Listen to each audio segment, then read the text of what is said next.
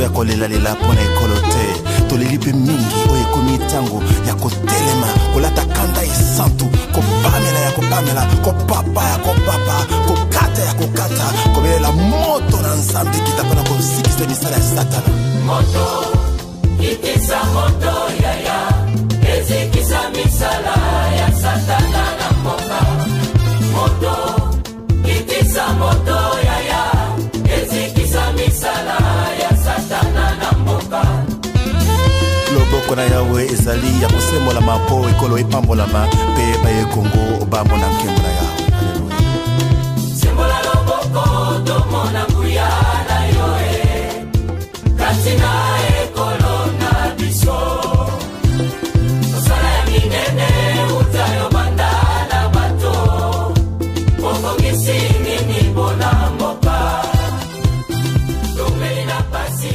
ya etan kutu Bandeko balandi ya Congo Horizon na ba média patriotique esika bozali mbote na bino nyonso. Makambo ezali koleka na mboka na biso ezali kosenga ete biso tola la pongite surtout makambo oyo etali makambo ya amnistie oyo bapesi bapaya liberté ya kotama na mboka na biso kasi yeke na confusion ekoti na mitu ya ba patriote résistant concernant loi oyo amnistie ngai wabino Grégoire na lobi tika au moins na kende koluka papa na biso mokambi ya résistance patriotique congolaise oyo malgré agenda na ye chargé alobi ete apousa na pembeni ya peuple congolais ameka vraiment kolongola confusion oyo kobebisa etumba ya kosikola mboka tozali na ye et pour le moment malgré venza misala ebele wazali nango andimi azala na biso papa Honoré Ngbanda Zamboko Atumba mbote mbote mingi Grégoire pe mbote na bandeko nyonso ya mboka Congo pe ba résistant patriote nyonso papa Honoré Ngbanda nayebi ndenge na utikolo bango na ebandeli ya maloba na ngai ozali vraiment occupé na kati ya etumba oyo kasi likambo oyo etali loi ya amnistie oyo bauti ko voter na parlement récemment kombo na yo etangami na kati que yo kala mingi te na mois de mars yo il faut ozonga mboka okende kosala musala na bapaya oyo moko zali ko bunda zabunda contre bango et puis okende ko bongisa mboka et parfois balu même que non okomi prêt ya ko kende élection ozali ko salema na 2016 mais ka un peu per résistance omega kolongola un peu confusion oyo ko risquer et entamer combat na biso ya libération en mboka missionnaire Ngbanda nazongisi malobe pa na yo papa. Merci Grégoire. Oyebi soki oze kotala makambo eze koleka na mboka na biso mikolo yo. Ba musu na zoka impression que toze lokola batu moko baze na kati ya asile moko ya bafu batambola kana mito na bango. Parce que liboso nano potokota na kati ya bozindo. Omona wapi yo moyibi aye akoti na ndako na yo a violé mwasi na yo, a violé bana na yo, a ibi buku na ndako na yo po akende ko changer kombo ekoma buku ya ekoma ndako na ye pe alobi maintenant Grégoire ngai naze ko amnistier yo naze ko pardonner yo ato pardonner yo nini yo kolo na ndako mo paya u talibanda aye ko kota na ndako na yo pe ya aloba que parce que yo je ko protester a pardonner yo. Eze vraiment naze komono kwa biso ba Congolais toze isusu na mayele te. Amnistie elingi koloba nini? Amnistie soko tali étymologie na ngo na français elingi koloba oubli. Oubli wana elingi koloba te l'état ba konji ya l'état o ya yo ya mboka na yo ba konji no ya l'état osalaki crime bongo ba ye ko pardonner crime wana pe ba bosani crime oyo sali. Or, tokoto nanu na détail wana. Supposons que soki ba konji ya mboka wana bazalaki ba konji ya mboka ya solo parce que ngai na reconnaître ba autorité ya mboka wana te na yebi ke ba paya ba eko kota na mboka na ngai bango ba koki ko amnistie ngai te soki meme nazalaki na crime et ko amnistie ngai ba konji ya mboka na ngai. Un président congolais alobi Ngbanda o commettre crime na Congo et je vous amnistie na kolba merci président. Mais yo mopaya oye oze koyiba biloko na mboka na biso oze kodétruire oze koboma oze kovioler pe olobi oye koamnistie bana mboka yango biso bakongolais tokomi zoba boye mpo na nini. Et puis de deux, soki azalaki président ya mboka na ngai pe aze congolais ezala motu lokola Laurent Désiré Kabila oyo azalaki congolais pe alobi na ye kokuta ngbanda commettre crime. Parce que na fungola une petite parenthèse, Laurent Désiré Kabila tango ayaki azalaki akamataki meko na 1997 vers la fin na 98 asengaki na ba mboka ya poto nyonso ke ba bloqué ba compte ya ba mobutiste nyonso ba dignitaire mobutiste nyonso ba bimaki na exil. Na 98 na fungoli parenthèse wana po bato mingi ya nganda ba mususu azo kima asala ba crime a détourna et tout cela nazo fungola yango po na expliquer ba congolais ba comprendre bien. Na 98 Laurent Désiré Kabila blokaki compte ya ba mobutiste nyonso bazalaki libanda. Mais ba pays européen nyonso baboyaki ko exécutaki yango la Belgique seul. Ngai nazalaki na compte misato na Belgique oya ngai oya mwasi na ngai ko ya société naye ba blokaki yango nyonso misato. Eleko wana un autre mobutiste, un ami à moi, Maître Mutombo Bakafwa Senda azali na Kisasa azeko travailler sikaye na Kabila azaki même vice-premier ministre, ministre de la Défense, il n'y a pas longtemps. Et les Kouana y azalaki na Belgique, azé na Kinshasa botunaye. Azaki ko travailler na cabinet ya maître Sukenik, madame Sukenik. Azaki avocat na ngai, azaki ko travailler na compte na sengi na ye a porté plainte contre le gouvernement belge. Na lobi soki ba bloqué compte na ngai po ba lobi que biso yibi biloko ba ngai na zo plaider pour na ba mosuté mais ba prouver ngai ngbanda que na détourné mbongo. Soki l'état a prouvé alors ngai na ko porter plainte. Madame na lobi si vous êtes sûr de ce que vous avancez je porte plainte. Apporter plainte.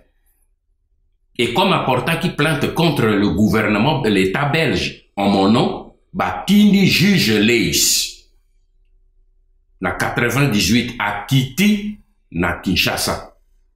Juge wana na beti même madame Sukenik bato balingi beta na Google okomono avuni cabinet na yeze na Belgique bokende ko vérifier.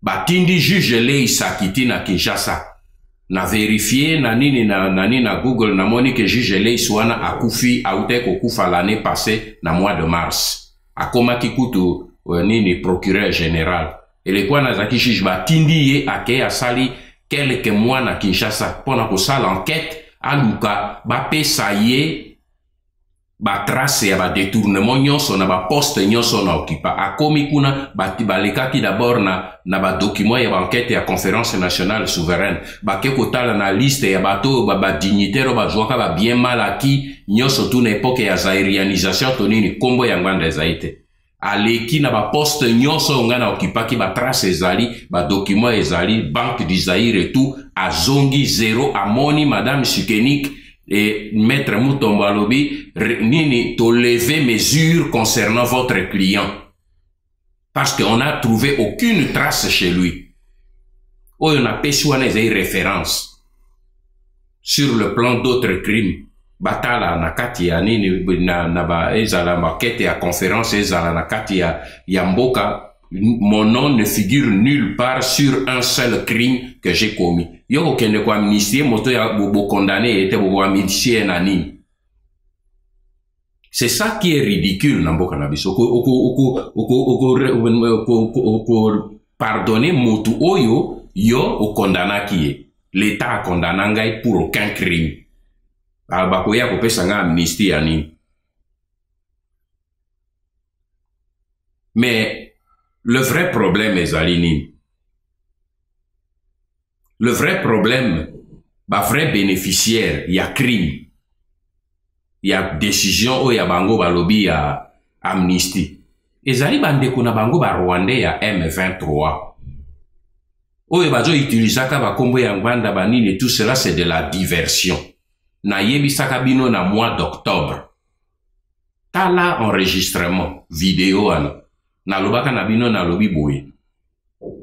Bokomona Kanambe alobi na bino que dans quelques jours azo bimisa gouvernement ya cohésion. Mais na lobaka na bino depuis le mois d'octobre na bi tant que amnistie ya batu ya M23 ezali signé te Kanambe akobimisela bino gouvernement te. Lelo to komisanzani. Année 2013 esili ti yango toye kokoma ti février. Bomoni gouvernement ebimi. Pourquoi? Parce que amnistie ya M23 nano ba signé kite. Maintenant le quoi ba outi ko signé amnistie ya M23. Alors bokomona akobimisela bino gouvernement pour M23 bandeko na yo basé na M23 ba ya kokota na kati ya ba institution. Tala véritable objectif yango wana. Bino ba congolais biso tozaka azo ba rwandais bazo distraire biso ba ko utiliser biso ba congolais pour na ko distraire mais les ko bino bozo tala ngwanda et cela arrive bango basé ko avancer. Et c'est ça le vrai problème. Alors Tommy distraire te. Oyoki Grégoire Ponangai, cette amnistie ne me concerne en rien parce que je n'ai commis aucun crime en République démocratique du Congo. Ceux qui chantent crime, motomoko nano apesa ata crime mokote, batuya aner o na saraka na bango, nyonso bazali toujours na Kinshasa, tous ils sont en train de me traquer, donc moto bozo traquer elelo, soko atikaka ba crime, soko na kometaka ba crime, mbele na pesaka nde bango ordre, kende ko bomabo, salaboy, meti lelo yo ata un seul agent ya aner, alo abimisa document moko te pona ko babi voilà, atindaka biso to kende ko sala crime na tel endroit, tel endroit. Alors, boti kandenge na ebisi bino tika bango batikala na ba élucubration na bango biso tozala concentré vers objectif et à libération. Merci beaucoup. Merci Bingi, monsieur Honoré Ngbanda Zamboko Atumba pona eyano oyo kitoko tika toujours totikala na registre oyo ya loi ya amnistie oyo est concerné beaucoup plus bapaya oyo ya M23 oyo lo bakotambola librement na mboka na biso kasi loi oyo ezali non seulement ko tala bapaya oyo mais en même temps ezali koloba ete ezali ko concerné pe ba soda na biso ya mpiko mampinga na biso ya otobenga ex-phase bazali pe concerné na amnistie oyo mais quand un peu kopesa biso position na yo na likambo oyo monsieur Honoré Ngbanda. Grégoire na kanisi to zongela kaka ndenge na yebisaki yo pona kotika la fixer vers l'objectif ndenge na utaki koloba me concernant ba amnistie balobi ba amnistier ba ex-phase na kokina on a posé une première question ba amnistier bango pour quel crime ba ex-phase on eze bato ba défenda ki mabele na bango tango ba paya ba ye ko attaquer mboka na biso po ba envahir mboka na biso et comme ba yaki na ba armée 7 armées ya ba paya mboka sambo esangana ki avec autorité ya supervision ya ba puissance occidentale pona ko bengana nini Mobutu na pouvoir. Bapaya wana baye kokota bana wana babundaki bakokaki bitumba te bakimi babimi libanda crime o bango bakometre po babundaki pona kobatela ekolo na bango bajuja bango na tribunal nini pe bakondana bango wapi baminisiaka moto ya sali crime te bana wana basali crime nini po babatelaki ekolo na bango.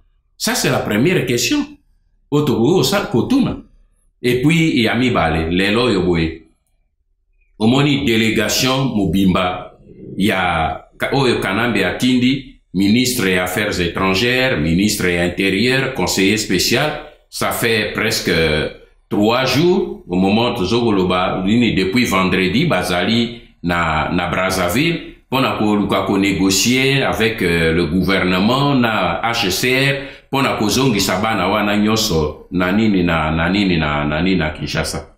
Mais avant que bango bakenda il y avait eu une autre mission oyo nini batindaki po ekende ko préparer po convaincre bana wana bazonga. Nani moto atindi mission wana ekendeki na Brazzaville? Kengo Adondo. J'ouvre un peu cette parenthèse pour comprendre je nini oyo ezoleka se. Kengo balobi ye azali opposition. Et on a même dit dernièrement ndenge na okiwana que ye azali a commis autorité morale ya opposition. Mais yo moto yo zena opposition. Ndenge nini okotinda ba agent ya service ya ANR po atindi Monsieur Samato oyo azali un des responsables na service ya sécurité. Na même avant Samato atindaka Ambago pona kokende mission na Brazzaville. Même avant ça, atindaka Lando, asala nini ba mission à l'extérieur. Alors, yo moto yo ze na opposition. Nini kanambe moto azali na pouvoir. Yo moto ze obi oze autorité morale ya opposition, obi o kamatasiko bato ozo tinda bato ya ANR. Et là, comment y a koki koza na opposition et à la fois azali ko utiliser bato ya ba service congolais. To comprendre je nini o ezali na se bande konangai. Bo fungola miso bozo mono je ba Rwandais bazo sala na mboka na biso te. Ye atindi batu bakende ko mono bana wana en tant que qui po ye aze na kati ya opposition pe na kokoto meme na kati ya bosoto wana te parce que na kufungola be parenthèse balobi azali akomi autorité morale ya nini ya opposition. Mais soki otali na bamboka nyonso loko abino bofandi na poto kuna balobi na koti nanu mwa moke na logique na bango balobi Kanambe alonga ki ba élection na 48,9%. Tshisekedi alandi donc na nini moto ya perdre opposition e bandi wana Tshisekedi a perdre avec 32,3%. Suivi na Kamere avec 7,7% et suivi seulement na Kengo Adondo 4,9%. Bolimbolanga e bande konanga. Dans un pays sérieux où les gens ne marchent pas sur la tête. Comment yé moto yoboye abimi simplement na 4,9% à ke koko masiko yo autorité morale ya opposition mobimba. Bozo comprendre yango te. C'est-à-dire que toti kambo kango ba Rwandais ba contrôler zana pouvoir ba Rwandais zana opposition ba Rwandais okende na parlement ba Rwandais okende na ba service ba Rwandais. Donc sikoyo boye franchement tokosuka wapi. Tokosuka wapi na kati na mboko ya biso. Biso ba Congolais tokotika mboka ngwe kendebo. C'est pour ça que ngai naze ko profiter pona ko yebisa ko belela na ba ex-phase nyonso oyo baza en exil oyo batikali ba patriote na lingi koyebisa na bino boye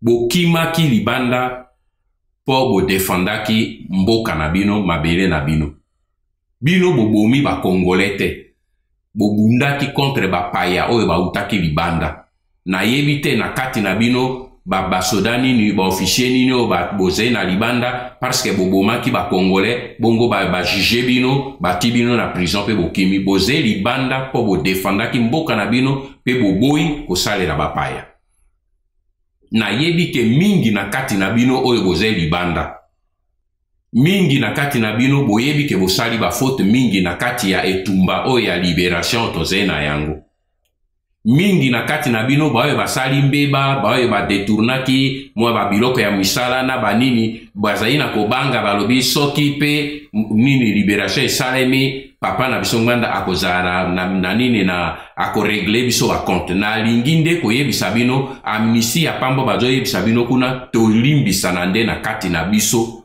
bo changer simplement mentalité botikali dernier rempart oyo ya libanda baoyo balingi kozonga problème ezali te mais naze koyebisa baoyo bazali na posa ya kozila pe tosala nyonso po tosikola mboka bo bouge te pe baoyo bokoki kokamata baavoka na bino boyebi ke nini loi international eze ko reconnaître bino nini droit ya ko refuser ko zonga tant que les conditions ne sont pas réunies.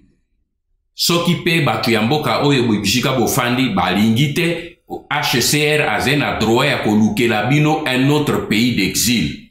Wana ezali droit na bino. Ko banga te pona ko luka bozonga parce que mingi oyo bazali bino bozali wana il y a déjà plus de 2000 oyo bazali na lolelo ele kotozo sola wana kati ya prison ya Makala ba musu bazena buluo. Pourquoi babandi na ko bimisa bango te pe mingi na kati na bango nazali na ba information mingi na kati na bango oyo we babimi o bakobima baze ko mema bino soki bokomi bokokenda wapi bokokenda na nini na côté ya Mbanzangungu. Ba dispositif ezali prise là-bas. Boye bate ba disposition ezali prise là-bas. Soki bokomi kuna bakosili sabino moko na poison. Parce ba yebi que na kati ya mboka kanambe na bambula yo zomi na moko yo asilisi une bonne partie ya ba officier. Asilisi kobuma une bonne partie ya bandeko na bino. Soki bolingi kozonga bozali libre, mais nazali kosala appel po boloba papa ngwanda oyebaki makambo yo pona nini oyebisaki biso te. Na mettre bino en garde. Oyo bakolinga kozonga. Zonga me yeba ke bozo kota na kati ya couloir de la mort. Bozo ko kota na kati ya couloir de la mort. Bomoni bino moko ndenge ba officier na bino bambuza mabe banani nyonso tu ndenge bakei moko ti sikoyo boy. Ata osalaki mabe, ata o detournaki biloko, ata o detournaki mbongo ekosala eloko te mbongo esilaka to sala nyonso toze ko continuer mosala to kozongela bino po to kende kosikola mboka toze lisusu mosika te. Bobanga eloko moko te boyo boze mibali nini boze bana mibali kamata ba disposition soki bomoni que pression ekomi makasi sutuka pe bosala ndenge bana mibali sa mobenda nzoto. Mais soki bokwei na motambo ke na suka na mbula na suka ya sanza yo bazongisa bino na Kinshasa boyeba ke na kati na bino bokei na kati ya couloir de la mort. Yango wana na lobaki na koyebisa bino yango polele boyeba ke oyo ezali motambo baze kotia bino na kati. Sikoyo réveil esalemi na kati na mboka. Pe réveil esalemi na kati ya armée. Yango wana baze koluka ke bakoka kotia bino nyonso batia bino na kati ya liboke moko. Yeba ke na kati ya mboka epe na biso esika tozali kuna sikoyo boye mboka ekomi sous le contrôle ya ba Rwandais. Ba service ya ANER, service ya DEMIA ekomi sous le contrôle ya Bizima Kara. Botuna na Kalev azopesa ba rapport na esika na nani. Kalev azali obligé sur ordre ya Kanambe apesaka ba copie ya rapport nyonso na Bizima Kara Karamueto ndenge ba mbo ya bango biso tobenga e Bizima Kara. Bizima Kara azozwa rapport pona kokende na yango na Kigali parce que kuna azali troisième personnalité ya service intérieur rwandais na disposition ya Kagame. Ezala lelo police armée nyonso ezali sous le contrôle la coordination ya Bisengimana. Etumba azali wana figurant ayebi yango. Azozwa meme mitindo epa ya Bisengimana. Tout le système est commis sous le contrôle ya Rwanda pour que lobby lokola bakubimisa gouvernement ekoya wana dispositif ya suka ekosale mapona kotia bango bisika nyonso na mikolo ekoya na kobimisela bino toute la structure ndenge Rwanda akomi ko contrôler ba Rwandais bakomi ko contrôler et les services et les gouvernements et la police et l'armée et les services civils et les services de renseignement militaire. Bande konangai toko makidi bati to kufate. il faut sikoyo toyeba kotelema toze na ngonga ngai naze na ngonga ya kosala kerele na bandeko na nga bakongolais te nazoyebisa bino ezala badepute ezala basénateur ezala bamembre ya gouvernement ngai nazali na problème avec ndeko na ngai congolais te nazali meme na problème na barwandais te barwandais baze bandeko na biso baze bavoisin baze bandeko na biso problème na ngai ezali lobby politique hégémonique ya barwandais oyo bazali autour ya Kagame na Kigali pe na kati na mboka po bawa mosusu barwandais mosusu baze meme libanda na kati ya mboka baze d'accord na Kagame te donc eze problème était que tozali contre barwandais non ezali problème toze ko lutter contre une catégorie ya barwandais o bazali autour ya Kagame oyo baze ko travailler ruberwa nyarungabo o bazali wana simbi nini ofida simbi réseau nyonso autour ya Kanambe pe baze ko infiltrer biso rwandais ezala na gouvernement ezala na opposition ezala na tête ya pays ezala na justice nyonso tout alors que biso congolais tozali 60 millions. Est-ce que na kati ya 60 millions, vous ne trouvez pas assez de Congolais intelligents au bazala qui na côté à Mobutu, ba bazali na ba université, ba bimisika, na ba jeune ba zeko ya tokoki ko simba mboka na biso mon côté. Mais boye ba une chose que ba mindele oyo bazeli banda, bazali na intérêt que Congo ya lelo pe ya lobby et ça lisusu dirigé par un vrai Congolais te, parce que ba yebi que maintenant que nous sommes réveillés, personne qui to récupérer makamboyo ba kozwa lisusu contrôle ya complicité au baje ko sana ba payate talentina na lobby na bele la pona bino bana mboka boyeba que le pays est en danger totel mapé to protéger mboka na pesi merci Grégoire.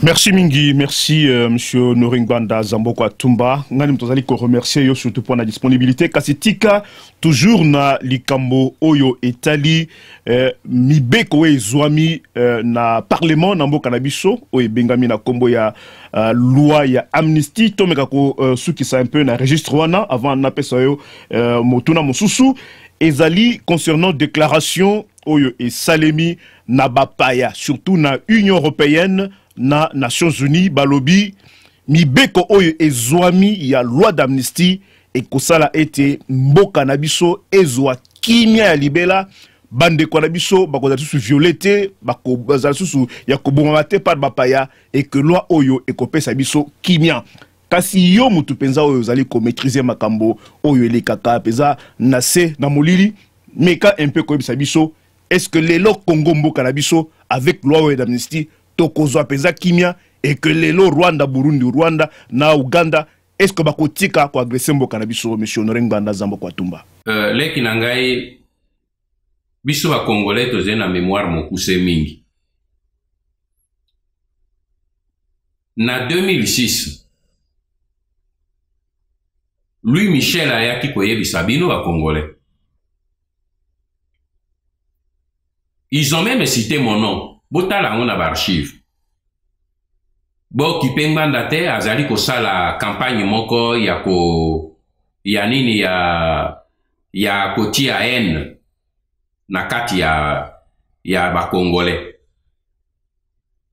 bo landa bo kende nini na ba élection bo yamba ba constitution ya sika liboso même alobaki tozo kende bino na San City totie la bino gouvernement et ko ramener paix makambo nyonso ko sila nini ba élection ko salema et pe ko ramener bino paix to mona paix yango 2011 ba tenir bino même discours 2014 on vous revient avec le même discours boniko bande konanga tozana mwa mayele. Mais là qu'on a lingi kwa tirer attention à bino po tozo landa yango ngai na kolanda yango de très près. Ba lobby na décision na bango que mandat ya ONU ezoko sila na mbula oyo. Mais wana ezeko intéressant ngate soki esili bakei biso to tikala to beta na motu na kate na biso c'est beaucoup mieux.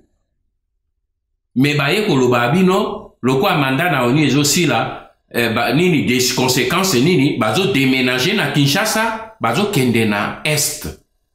Aha, voilà ici ka problème ezali soki mandat ya ONU esili pour la République démocratique du Congo. Pour na nini bakolongwa na Kinshasa, bakende na côté ya Kivu.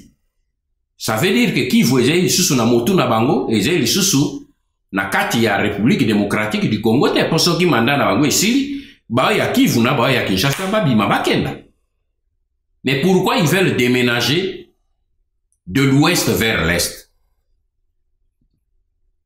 Déjà il y a 2 ans, Herman Cohen, ancien sous-secrétaire d'État américain aux affaires africaines, a l'obaka et en interview devant le micro d'un Congolais. À l'obina département d'État, le Kivu fait déjà partie à Rwanda. Tango to réagir makasi département d'État ba Monique a sali erreur abimisi sekele troto basal yemok batindi e aeko sala démenti. Ezali ba indice. Petala eloko elekaki na Soudan. Schéma bango basala ki na Soudan.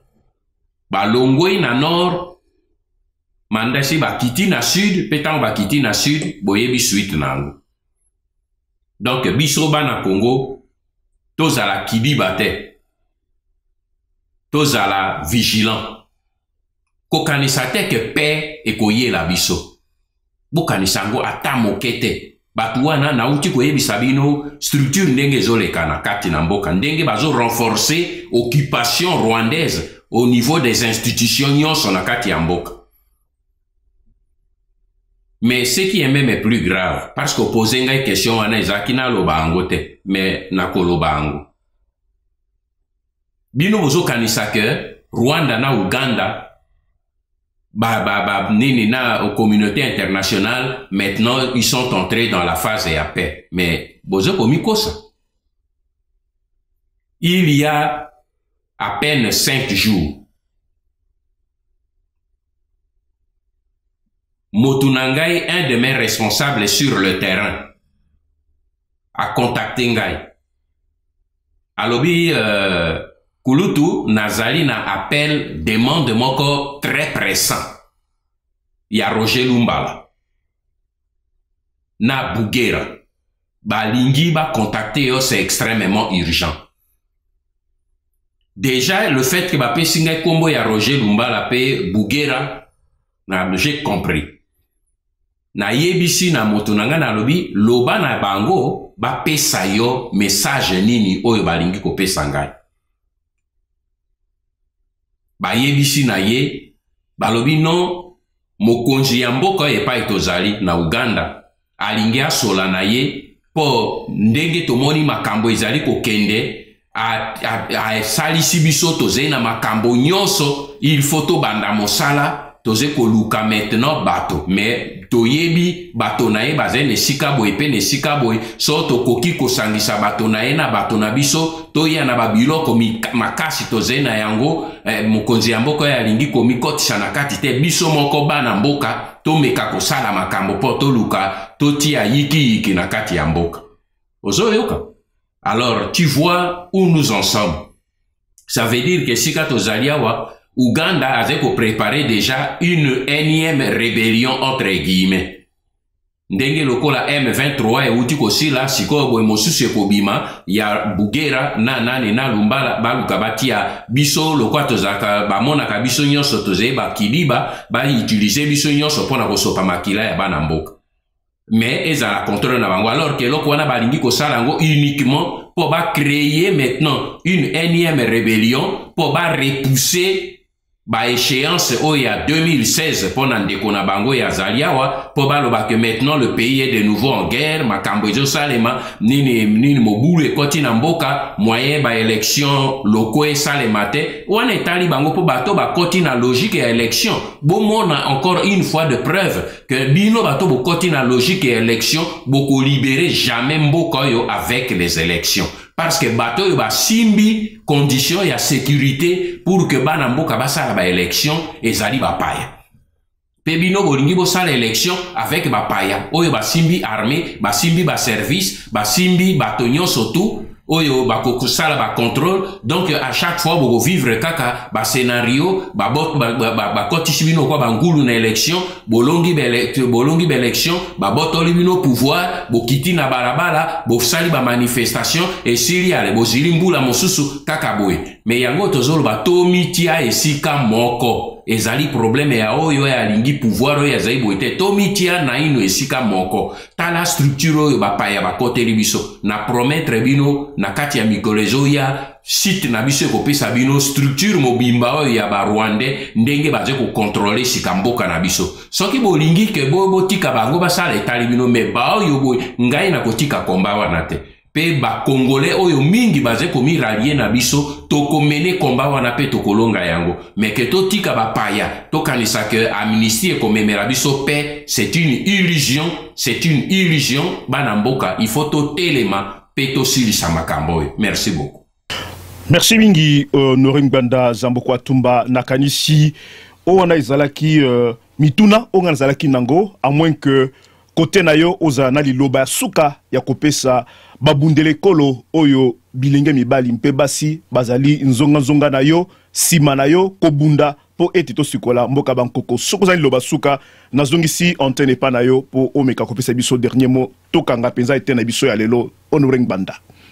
Na ko banda liboso kopesa longonya mingi na ba patriote congolais nyonso oyo bandimaki mbela ya marche monene oyo tosalaki oyo bino bosalaki na Paris le 1er février mbela wana ndenge na lobaki bandeko mosusu oyo balingaka polémique mingi balobi no naze ko minimiser makambo mosusu non bandeko na ngai na mokili biloko nyonso tosalaka ezaka na hiérarchie marche oyo tosalaki contre manifestation ya nini musique ya Jiben Piana mais moto eboye abengisa bino ke bolongwa na distraction ezali be moto ya zosola na bino pe tango tosalaki marche wana na lekaki na pesaki félicitation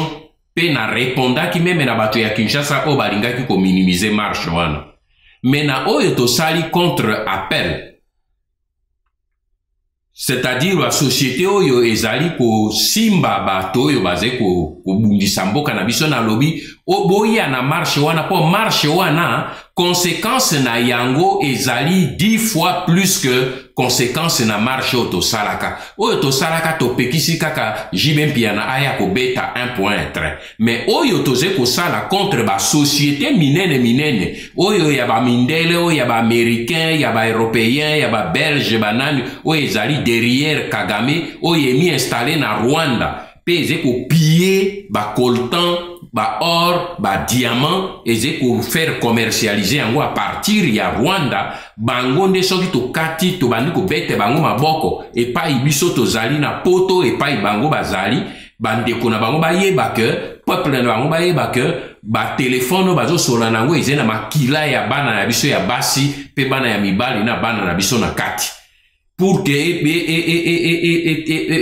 obligé bango batika soutien ezali beaucoup plus important nani yango ya koki ko contredire ngai que conséquence wana eze beaucoup plus importante te yango yo boy marche yo bosalaki nzambe pe na biso lokwa tozoti ya liboso omoni ba nini ba réaction e bandi ko kweya société monene ko appel aye ko sala de nini déclaration que a renoncer na coltan o ezo uta na République démocratique du Congo ezali kambo monene tokende oboso poto tokende tito sukisa bato yo wana nyonso tu oyo bakoki kosala baze kosunga bango pe toyeba ke oyo niveau tokomi na yango lelo eloko na kosenga na bino ba patriotes résistants congolais identifiez-vous et sortez na ba querelle inutile mbongo ebimi ebele oyo batindi libanda na diaspora parce que kuna na Kigali na Rwanda na Kampala na Uganda pe na Kinshasa na RDC ba Rwandais oyo bazali ko ba tutsi Rwandais oyo bazali na lobby na bango pona kokonza mboka na biso ba comprendre que lelo yo soki ezalaki bino bana ya resistance na nini na diaspora te mbele mbasizaki mosala na bango kala yango wana ba bimisi mbongo ebele pona kosomba ba Congolais oyo bazali ba complice na bango kosomba ba Congolais oyo balinga mbongo mingi yango wana bokomona division ekokota na kati na bino ebele Honoré Ngwanda loshika na lobia wati na mi attaquer na Congolais mokote je m'attaque na ba lobby ya ba Rwandais o bazo ya koluka ko occuper mboka na biso mais okomona ekolongwa nani ba Congolais ko yo vrai Congolais obimi Ngwanda a expliquer biso bo a expliquer bo yo Congolais bazo ko yiba mboka na yo bazo ko violer bazo détruire mboka na yo ndeko na yo aze ko attaquer ba paya atangi kombo na yo te mais olamuki na tongo olati cravate oti perruque ok ko attaquer. Ça veut dire que quelque chose est grave. Yango na bengi bino totikala na bomoko po nzambe ya zeli kolo azali ko conduire biso. Pe nzambe apambola bino. Merci Mingi Mbadeko Balandi, il y a Congo Horizon et tous les médias patriotiques, Radio Polele, Radio Bendele, Radio Lobiko, Patriote Nyonso, Oyo Penza, Bazali Sima, il y a Honoré Ngbanda Zambokwa Tumba, na Pesibi Nyonso, merci pour la attention la bino soutenu, na entretien Nabiso Alelo avec Motoyamboy Alliance de Patriotes pour la refondation du Congo, M. Honoré Ngbanda, Oyo, malgré agenda vraiment très chargé, Andima Kipenza demande nanga était Ameka Kosolola na Oyabino Mumbu Grégoire Watupa Ameka Penza Kolongo la confusion elinge kota na kati ya combat na biso ya résistance pour na kosikola mboka. Encore une fois de plus monsieur Honoré Ngbanda, merci mingi pour la disponibilité. Prochainement Grégoire ne manquera pas et longona ba patriote to me ko poussa na pembeni na yo pour toujours osala ko kamba biso comme un leader, comme un éclaireur, to avancer. Tosema Namasua qui nous toko libéré Mboka et Bangkoko. Merci mille encore une fois de plus. Pour l'instant, restez toujours branchés sur nos chaînes. Au revoir. Dans mon cœur, qui a flétri pendant longtemps, il est Dieu. Il est au-dessus de tout, le Dieu de notre pays. Voici qu'il se lève au sommet de la nation pour apporter un élan nouveau et amener ce peuple dans son héritage, afin que notre joie s'exprime au quotidien. Redorer encore le blason terni de l'identité de notre nation. Car il est Dieu. Voici un peuple longtemps assis dans les ténèbres, voit se lever le soleil levant, le soleil de la justice. Pour le bonheur de tous, pour la joie de tous. Et nous célébrons le Dieu de notre pays. Mettons nos cœurs ensemble afin de voir l'avènement de cette gloire dans ce pays. Alléluia. Seigneur Jésus, soleil levant, viens régner au milieu de nous. Nous voulons être un peuple qui t'adore. Viens inscrire ton nom dans les annales de la République, Seigneur, pour la paix qui fera lever ta gloire. Que mon pays soit ton sanctuaire, le sillon de ta majesté et ta main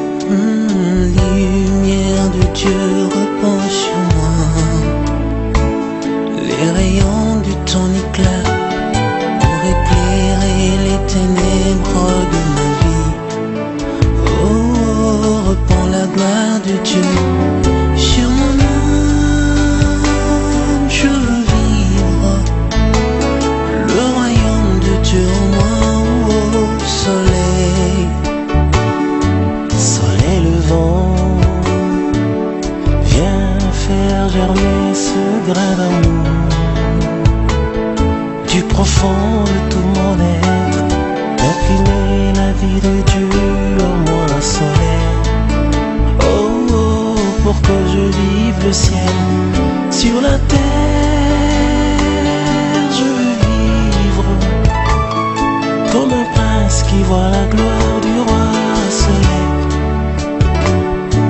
Oh soleil levant, mon cœur attend de toi l'identité royale. Je voudrais briller comme toi, soleil. Que l'éclat de tes rayons m'embrase. Au contact de ta majesté, je n'attends que te ressembler, soleil. Oh Jésus, lève-toi au ciel de mon pays. Fais revivre l'espoir, restaurer l'adoration au cœur de la nation. Oh, oh, pour que le monde entier reconnaisse que tu es Dieu, toi le vrai restaurateur de nos états. Ô Seigneur Jésus, soleil levant, viens régner au milieu de nous. Nous voulons être un peuple qui t'adore. Viens inscrire ton nom dans les annales de la République, Seigneur, dans la paix qui fera lever ta gloire. Que mon pays soit ton sanctuaire, le sillon de ta majesté et ta main pour changer l'image du monde.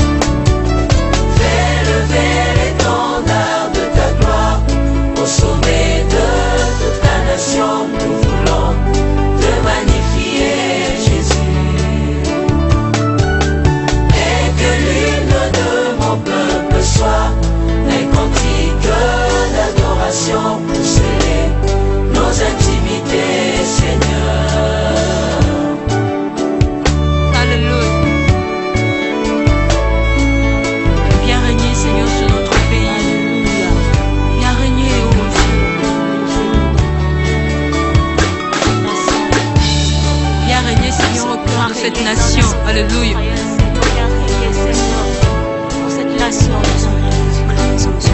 Installe-toi, Seigneur. Place ton trône, Seigneur, dans ce pays. Alléluia. Soleil levant, lève-toi au sommet de cette nation. Que la lumière, Seigneur, brille, oh Dieu.